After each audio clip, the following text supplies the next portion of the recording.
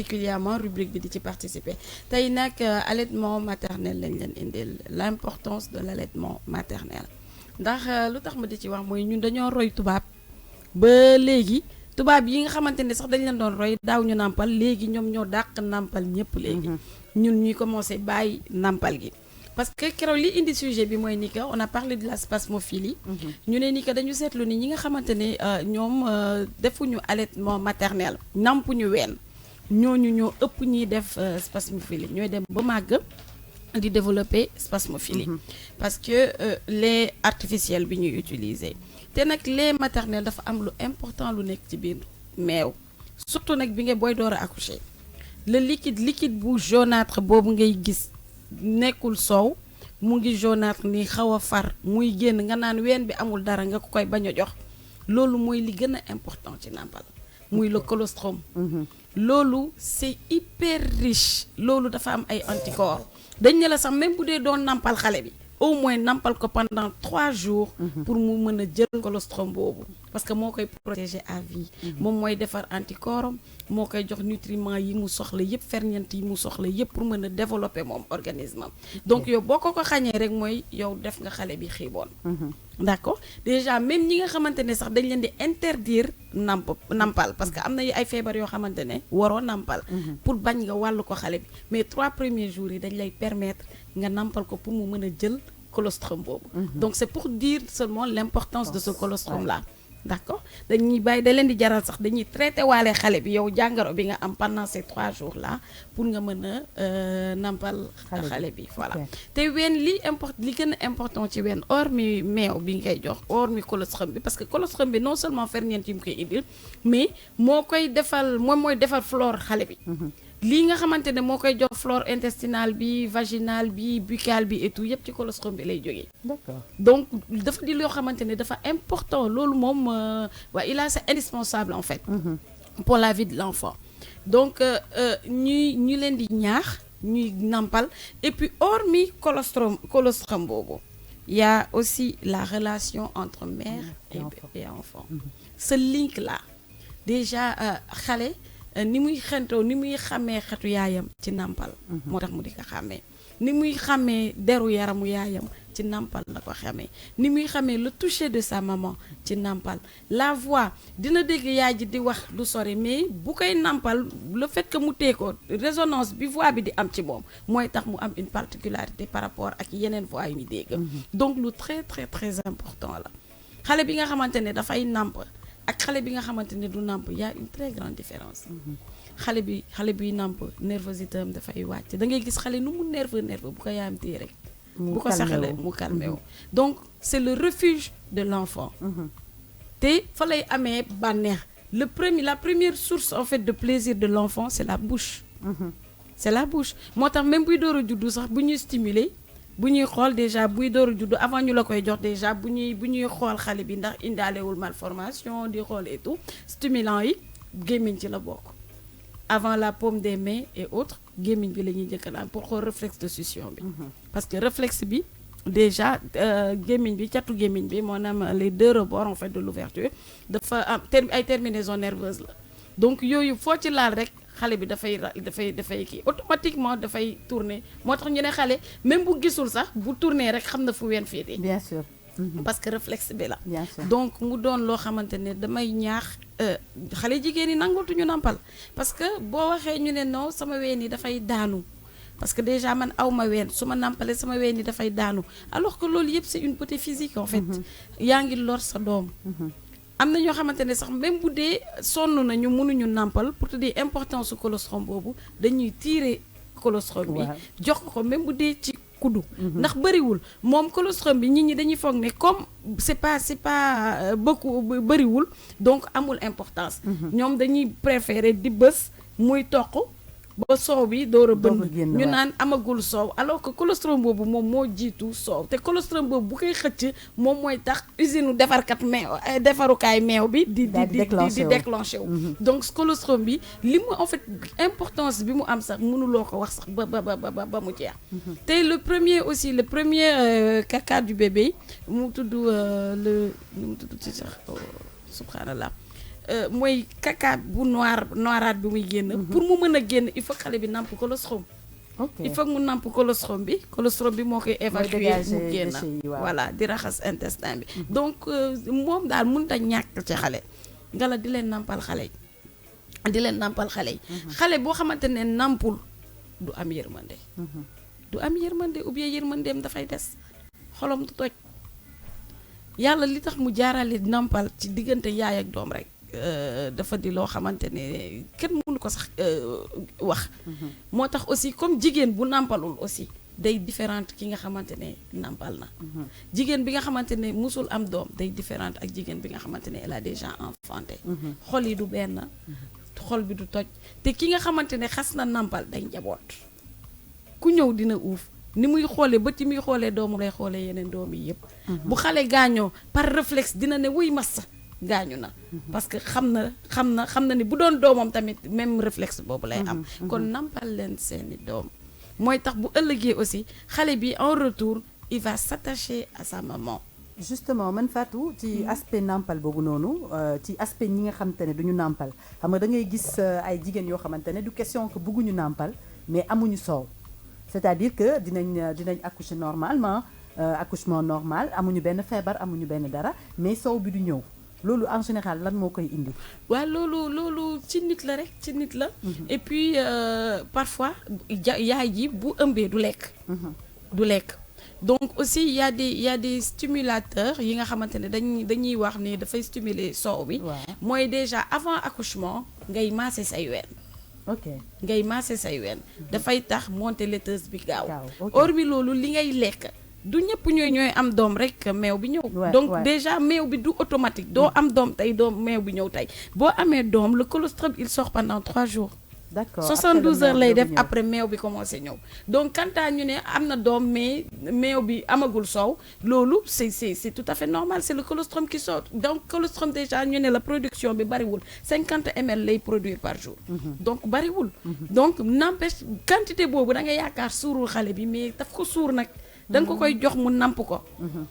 aussi bu fekkee ni 3 jours yi jàll na te amuloo soow.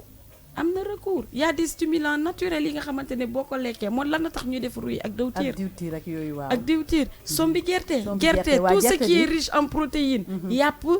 tout ce qui est riche en protéines voilà et en graisse dafay indi soow. moo tax nit ñi di def ay sombi gerte et tout y a aussi le fenugrec. waaw fenugrec les graines nga def ko infusion. c'est très très très bon pour la lactation. pomme. c'est très riche c'est très bon pour la lactation pour ñi nga xamante ne ñu ngi door a accoucher te xamuñu ko. pomme vert nga xëy le matin nga lekk ko say ween dafay fees. d'accord te aussi ñu jàpp ne tamit pour tant que nampaluñu meew bi du ñëw. waaw xale bi mooy xëcc yàlla jàpp ne kii mu ngi xëcc kon soxla na ko mu jox la meew bi. mais boo dul nampal du ñëw. du ñëw. da ngay gis ñi nga xamante ne en général bu toogee journée nampul sa soow du bari. mais plus muy namp plus soow bi di gën a production bi di gën a bari. moo tax ñu ne la ñi nga xamante ne sax dañuy fer ñu ne la bu arrêté namp bul bës ween bi parce que tant que yaa ngi bës di génnee meew bi yaa ngi produire soow c'est comme si c'est l'enfant qui tétait donc bàyyi ko mu wowal boppam mu toq ba wow affaire bi mu stoppel boppam. d'accord donc comme si je comprends bien mooy que tey nit mën na accoucher. pendant par exemple une semaine soow bi du génn bu baax wala genre mais xam nga ñun parfois on n'est pas patient da ngay jur sa doom pendant une semaine nampaluloo ko xale bi nampul mu ngi jooy rek automatiquement ñu ne la amuloo soow donc yow sa bopp tu finis par décourager xam nga mujj jël recours au biberon commencé jox sa doom biberon ba mu mujj tàmm biberon bi ba nga xamante ne dootoo ko joxati ween bi pour mu nàmp donc ça veut dire qu'il faut toujours continuer rek mooy ñàkk xam bi rek parce que dañoo jàpp ne amuñu soow alors que le colostrum mu ngi nii colostrum bi tant que génnul soow bi du génn foog moom mu def durée ba pare nee nañ la 3 jours lay def donc pendant 3 jours loolu noonu plus la quantité est petite ñu ngi gis ne quantité bi bariwul ñun en fait nous on juge que xale bi suurul mais xale bi xamagul dara bay suur wala bu parce que nekk na sa biir 9 mois yoo xamante ne lekk jaarul ci gémmiñam lekk jaarul ci gémmiñam même te boo dee yaa ngi ko ëmb sax te lekkoo jooyul ci biir donc tu peux pas dire que li muy nàmp noonu doyu ko moo tax muy jooy xale bu door a juddu jooy mooy li mu xam bu kontaanee day jooy bu méttee day jooy bu amee lu ko métti il sait pas il est déjà un étranger lépp dafa bees si moom ngelaw bu ko ëppee sax dafay jooy parce que xamu ko dafay door a génn c'est sa première vie extra-utérine c'est premier jour extra-utérine xamul lu bari lépp lu kii si pleurs la koy manifesté wu. Effectivement. Donc faut pas que ñu naan mu ngi jooy parce que dafa xiif liir buy door a juddu bu xiifee yow xamuloo mais yow da ngay nampal sa doom tout le temps à chaque fois et déjà gis nga yàlla il fait très bien les choses ba nga xam ne subhanahu wa taala bu sa doom nekkee fële sax bu yëngatoo rek bu gémmiñ bi bougé rek da ngay sentir yow say ween day diis. Montée laiteuse bi bien ça sûr da c'est ngay am montée laiteuse extraordinaire. effectivement loolu moom c'est la meilleure sensation bi nga xam ne da nga koy am. Extraordinaire man c'est la meilleure man je pense que pendant l'allaitement c'est la période où man je me sens femme en fait. da ngay nekk marché jëkk saa rek sa weeni fees del nga ne oui sama doom mu ngi joti effectivement boo wootee ñu ne la yëngu na de. Donc loolu yàlla rek ka man ak yàlla la ak ay kéemtaanam. C'est vrai que donc c'est pour donner l'importance de l'allaitement. li ngay wax ni dama koy dëggal parce que man par exemple quand j'ai eu mon premier bébé sama garçon au premier jour yi dama ko doon nampal. En fait mais j'avais cette impression là amoon que daawul woon namp lu bëri. Donc pendant moins d'une semaine sama ween génnetul woon soow. Tu vois donc du coup dama jàpp ne amatuma woon soow donc yóbbu nañ ma ci ay bàcc lu xam nga jox nañ ma ay granulés au niveau de la pharmacie et tout ça pour ma naan ko pour woon ma am montée laiteuse mais j'y arrivais pas mais à chaque fois sama doom da doon def moom malgré que dara nekk woon ci ween mais il était toujours accroché au sein. C'est-à-dire chaque fois su ma wàccee malgré que man xamoon naa ne ni que ween bi bon je sentais pas que quelque chose bi génn mais tout le temps dama ko daan taf si man mu jël ween bi di ko fowee donc à force mu doon fowee ween bi je me suis rendu compte que ne ay 2 mois après rek dama am montée laiteuse ma commencé di am soow alors que au début toog naa comme je dis 2 mois yoo xamante ne daawuma sax gis lu génn si man.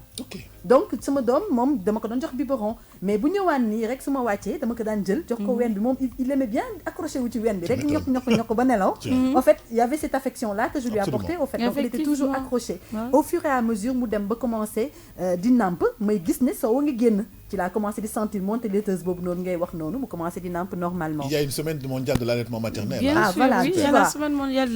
mais c'est toujours bien de parler de ces expériences personnelles parce que yéen tant que wax leen seen expérience duñu mën a objectivement apporter des réponses. Effectivement moo tax ma dugg ci sujet bi parce que après sama doom boobu noonu sama deuxième doom bi ma am par contre dama accoucher rek sama soow ñëw.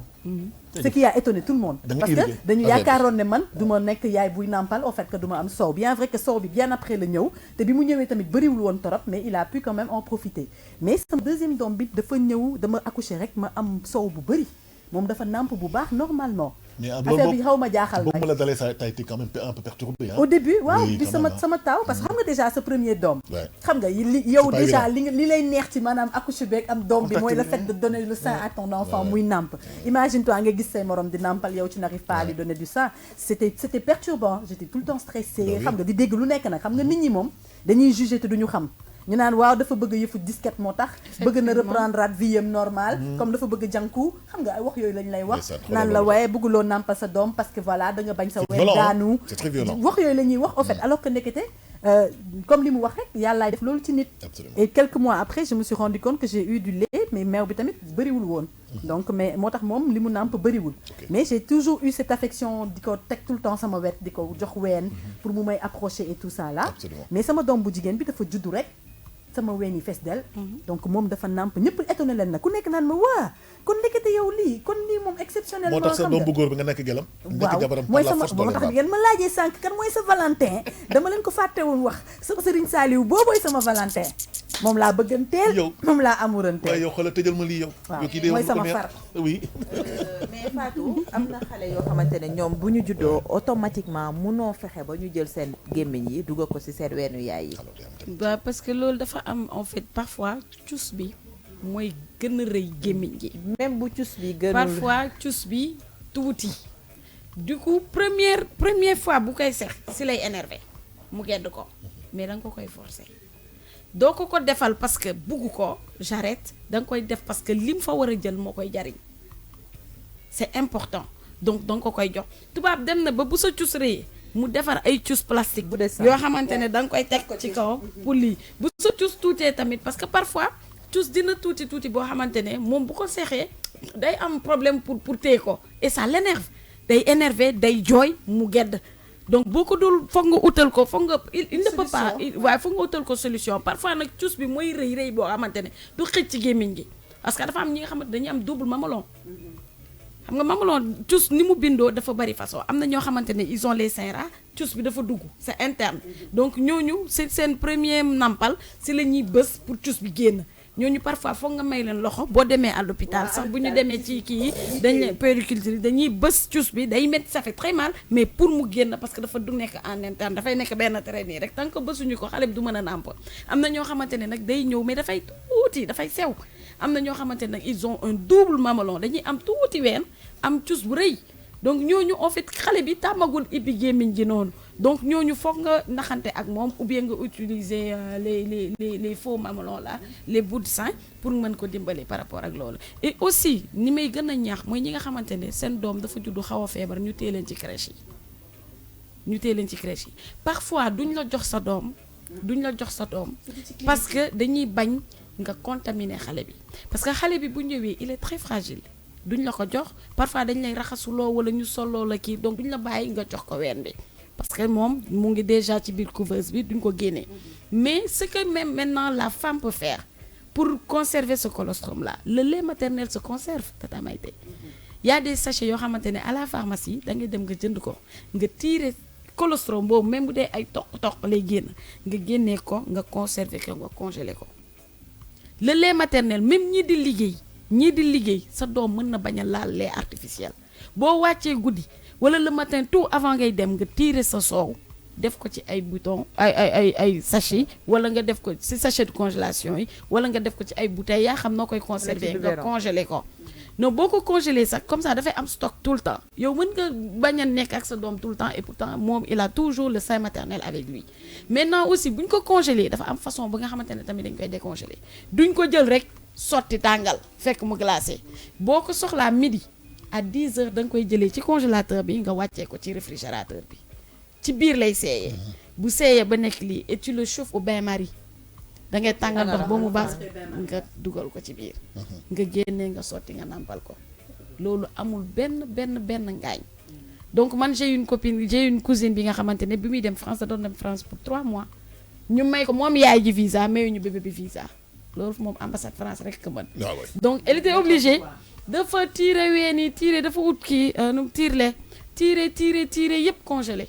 mais xam nga du continuer xale bi dafa dem ba benn instant après mu bañal boppam bi mu ñëwee xale bi feral boppam noonu directement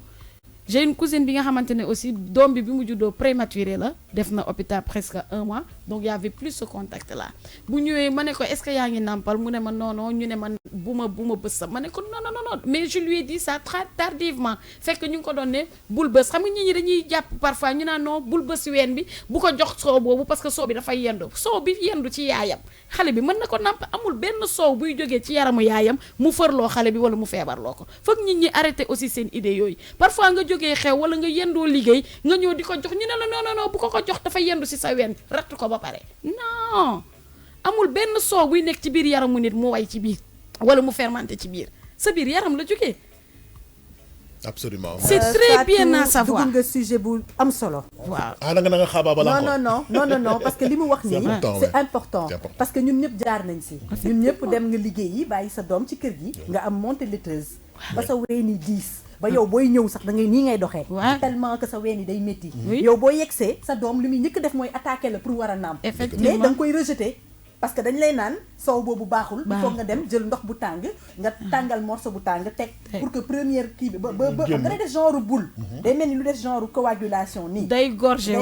léegi dañ lay naan nga teg morceau bu tooy wala nga def ndox bu tàng ba loolu noonu génn donc de ce fait yow da ngay taxaw di bës ba affaire boobu yëpp génn nga doog ko jox ween bi loolu yëpp ay wax la rek c'est pas xam nga c'est ce qu'on fait da ngay gis ne boo yegsee rek sa doom day yàkkamte ñëw loolu tax ma appuyer ci parce que nous sommes tous victimes de ça te loolu amul sa doom boo yendoog fi sa biir yaram la nekk sa organisme moo ko produire c'est pour lui bu ñëwee génneel nga jox ko nettoyel cuus bi ba mu set parce que contact bi ak yére bi sa ñaq et tout c'est pas propre jëlal lu tooy nga nettoyer ko ba mu set nga jox ko ween bi mu nàmp ba suur il faut que nit ñi aussi ñu xam loolu donc moom dama doon obligé dama ko koy yéex a wax mais chaque jour dama ko doon ne bul bàyyi weeni noonu parce que boo ko bàyyee rek day arrêté ween bi xam na yaram bi xam na ni nampul donc day arrêter production bi donc même bu defoon crèche ba 3 mois yow chaque jour ratal say ween da ngay hyper produire rek parce que dafay jàpp ne xale bi moo nekk di nampal heure boo récupérer sa doom di nga ko nampal mais gis nga balaa muy jot doom ji fekk ween yi commencé na ma ne ko force di ko jox ween yi yàlla dina ko bënnaat mais gis nga ko mu toog mu naan dem na ba xale bi am ay 4-5 mois buy namp mu ne ma day fooye ween bi rek amul dara ma ne ko non non non yow da nga jàpp ne moom tiirewu ci dara xëy na li muy tiire bëriwul mais boo bësoon sa ween di nga ci gis dara bës ko toog rek bës mu ne ma non pourtant day génn ndox mu ne ma lii pourtant am na dara de ma ne ko dafa bariwul mais moom xam na li tax mu attaché aussi yàlla du ko naxee noonu rien ma ne ko jox ko pourtant noonu la namp ba 1 an et quelque mu bàyyi ween bi noonu macha allah voilà donc ween daal macha allah daal di leen nampal nañ nampal suñuy doom parce que mooy premier gàllaaju doom nañuy nampal suñu doom jox leen ko mu namp ba suur te léegi nee nañu bàyyi leen di jox ñi bébé yi ñuy lekk di naan avant 6 mois de 0 à 6 mois lépp lu mu soxla bu maree jox ko ween bi mosoo dégg ñu ne xale bi dafa dee ndax dafa nàmp ba mu ëpp amul moom bébé la xamul dara mais bu suuree rek yàbbi ween bi kooku moom kenn mënu ko forcer bu suuree rek tegal la fa làmmiñ gi d'accord donc du yow yaa war a wax doyal na nii la koy defal nii la mat nii lay def nii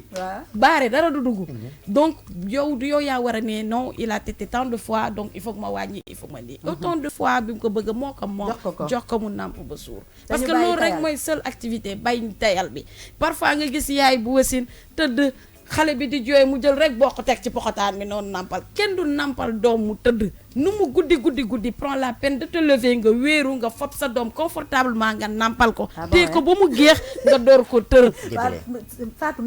merci beaucoup voilà merci voilà il est 8 parce que li ñuy wax nii yëpp di ko tere ñun ñëpp def nañ ko xam nga da ngay fayal non man defuma ko moo tax chaque fois moo tax information bi war vraiment jëlee leen ko si ñi nga xam ne ñoom seen métier man defuma ko parce que j'étais très jeune en fait pas très jeune j'avais 26 ans avec Maya mais sama mag bu jigéen suñu taaw moo ma ne ma noo sonn jógal nampal sa doom waaw dëgg la merci beaucoup Fatou Camara c'était la rubrique santé on va passer à c'est un sujet boo xamante ne duñ ci doyal parce que tey moom xam nañ ne allaitement moom suñu tout le monde a les oreilles bien tirées parce que tout le monde a envie d'avoir un enfant tout le monde a un enfant sous ses bras wala jot nga dund expérience boobu noonu donc vraiment di remercier waat encore Fatou ci participation maak information yu importante yi nga xam te ne mu ngi ñu ko jox voilà donc on lui souhaite aussi une bonne fête de Saint-Valentin